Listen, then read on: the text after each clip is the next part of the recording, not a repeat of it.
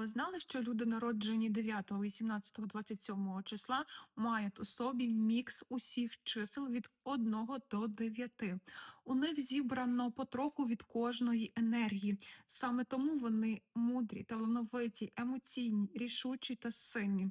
Покровитель дев'ятки планета Марс. А Марс це енергія дії, сили та боротьби. Дев'ятка реалізується через ідеї. Дуже часто найкращі ідеї приходять до них серед ночі. Але тут є одна рекомендація: дев'ятці потрібно навчитися аналізувати свої ідеї.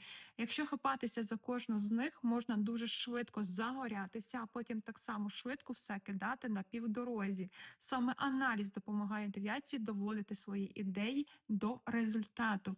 Дев'ятки, напишіть у коментарях, чи впізнали ви себе. А якщо хочете дізнатися про себе ще більше, напишіть слово енергія, і я надішлю дуже цікаву інформацію про вас.